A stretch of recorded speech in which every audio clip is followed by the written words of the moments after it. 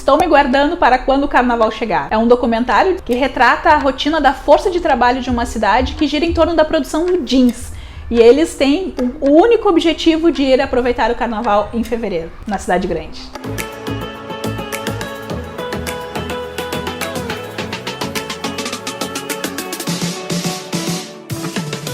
Bem-vindos ao canal da Trabalhista, o meu nome é Aglaia Dutra e hoje eu vou falar sobre o trabalhador autônomo, tendo por base esse documentário que está disponível na Netflix, que se chama Estou me guardando para quando o carnaval chegar. O documentário retrata o cotidiano de Toritama, uma pequena cidade localizada no interior de Pernambuco.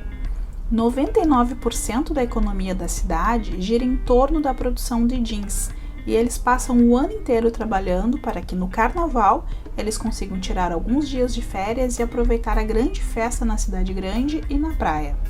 Os trabalhadores se organizam em pequenas facções e transformam as suas casas em pequenas fábricas. Alguns de fato são seus próprios patrões, mas a maioria presta serviços a alguém, mas eles têm a falsa sensação de que são os donos dos seus próprios negócios.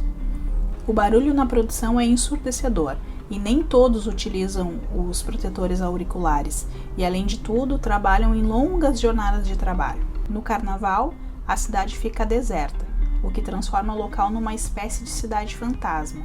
Todos dão um jeito de passar o carnaval na praia, seja trabalhando na produção com jeans ou vendendo seus pertences para arrecadar dinheiro.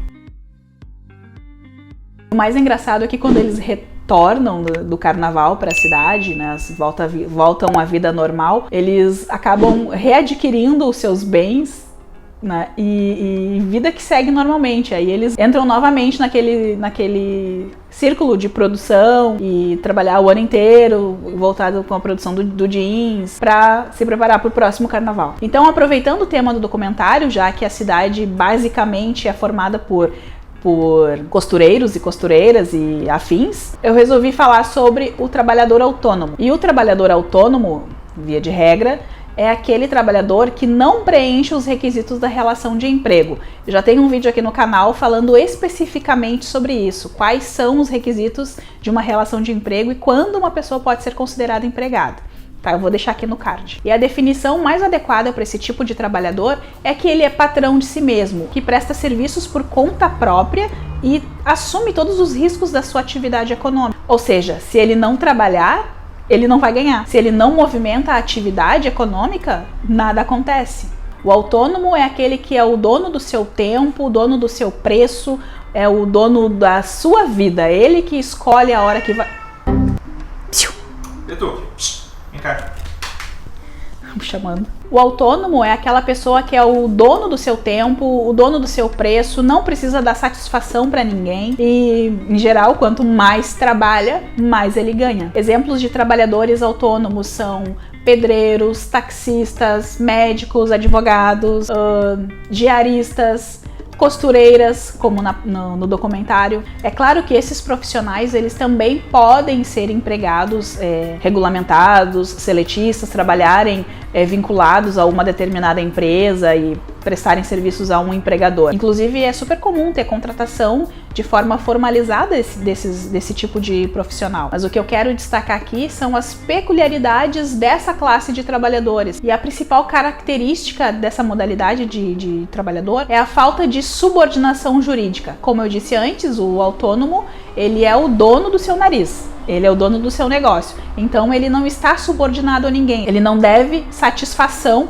a empregador nenhum. E como a subordinação é um dos requisitos essenciais para a configuração do vínculo de emprego, a ausência dela descaracteriza o vínculo empregatício. É importante esclarecer que a reforma trabalhista inseriu um artigo que diz que a contratação do autônomo, desde que cumpridas por este todas as formalidades legais, com ou sem exclusividade, de forma contínua ou não, afasta a qualidade de empregado prevista no artigo 3º da CLT. O que o legislador quis dizer com isso? Essa foi uma manobra inserida na CLT com a reforma trabalhista e quer dizer que mesmo que o autônomo trabalhe com exclusividade, ou seja, ele é contratado por uma determinada empresa, por exemplo, para prestar serviços de forma exclusiva. E aí, mesmo que ele trabalhe de forma exclusiva, ainda que de forma habitual, ele não vai ser considerado empregado. Mas como afastar a subordinação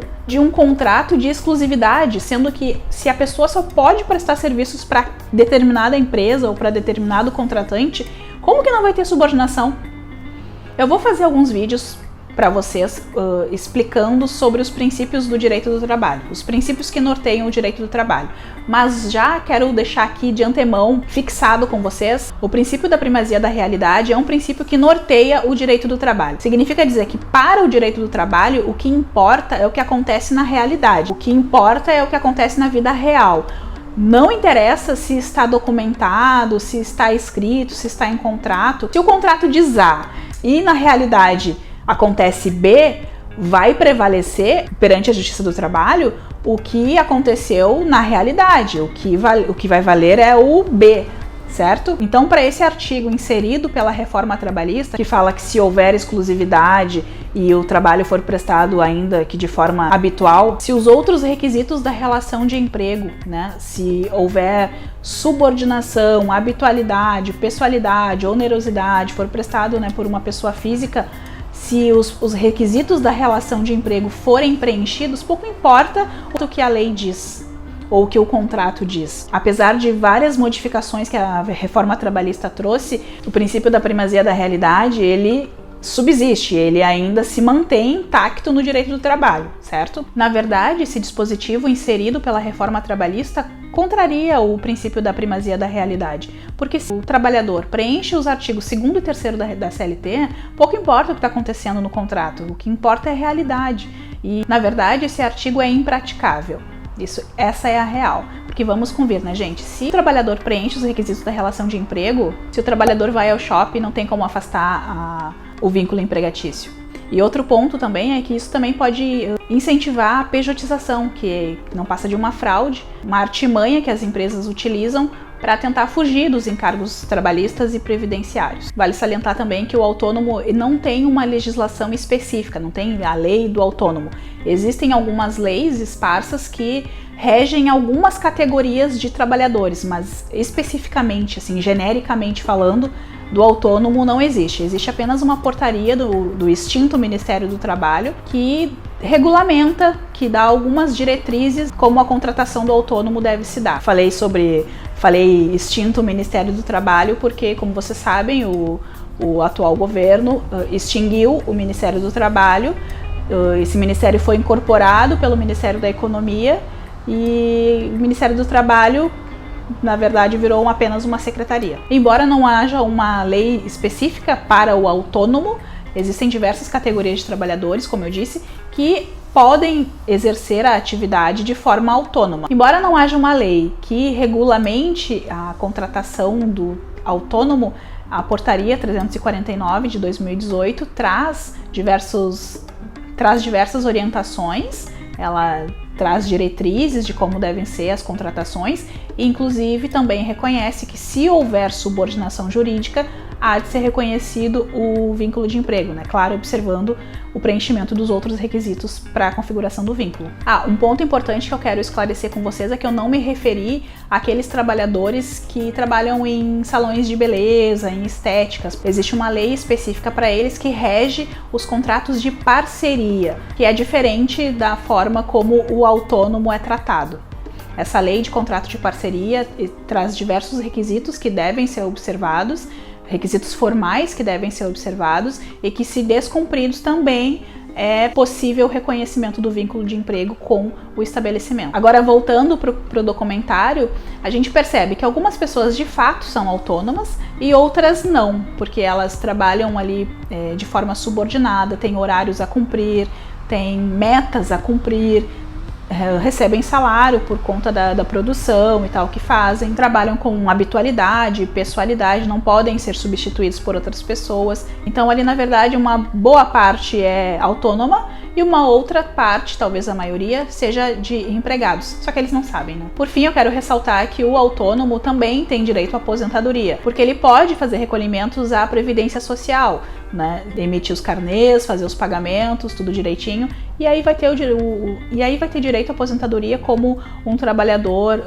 seletista normal. Mas o que tem que ficar claro aqui para vocês é: se tu não te governa, tu não é autônomo. Então, sobre o documentário, eu recomendo que vocês assistam, porque é bem peculiar, assim, como a cidade se movimenta e é estruturada ao redor de um único bem, assim, que é o jeans. E o entretenimento também da cidade gira em torno de uma coisa, que é o carnaval. Então, eles trabalham um ano inteiro com jeans, com a produção de jeans, para curtir o carnaval lá em fevereiro e depois retomam a sua vida normal. Então hoje eu vou ficando por aqui, espero que vocês tenham gostado. Se gostaram, deixem o like no vídeo. Se não gostaram, digam aí qual é a crítica que vocês têm a respeito. Sugestões e dicas, opiniões, tudo mais, todas são bem-vindas.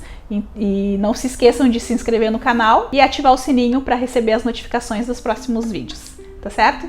Um abraço, tchau, tchau!